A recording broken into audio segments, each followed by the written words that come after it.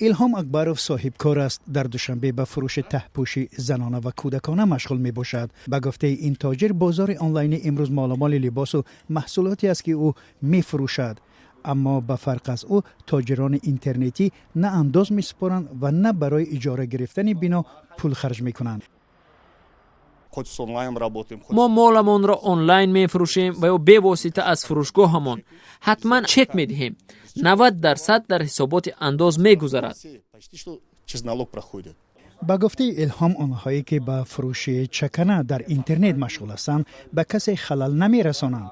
اما تاجران کلان که گردش سرمایه‌شان بزرگ است باید رسما ثبت نام شوند تا به تاجرانی که قانونی عمل می کنند و بودجه کشور را پر می کنند و جایهای کاری می آفرند زیان نرسد. کسی که توسط اینترنت تجارت بزرگ را به راه مانده است مثل فروشگاه ما انداز سپارد وگرنه فعالیت آنها بر زیان فروشگاه‌های مثل ما می انجامد.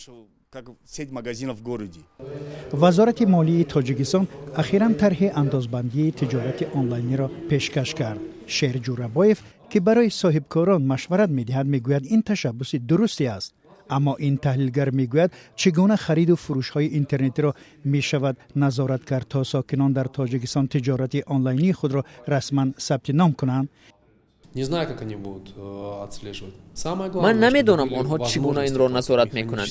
مهم از همه آن است که امکانات تکنیکی و یا به واسطه پرداخت وجود داشته باشد.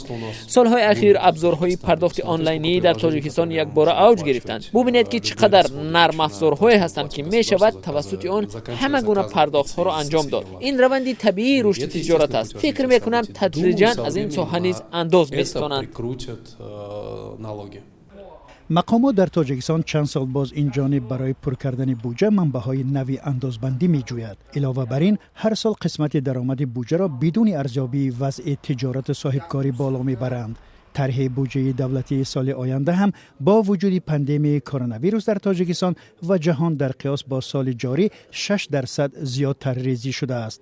وکیل پارلمان سید جعفر عثمانزاده میگوید با سبب پاندمی کرونا ویروس وضع تجارت صاحبکاری در کشور خوب نیست و تخمین میکند که افزایش از حساب دیگر منبع‌های درآمد تامین خواهد شد.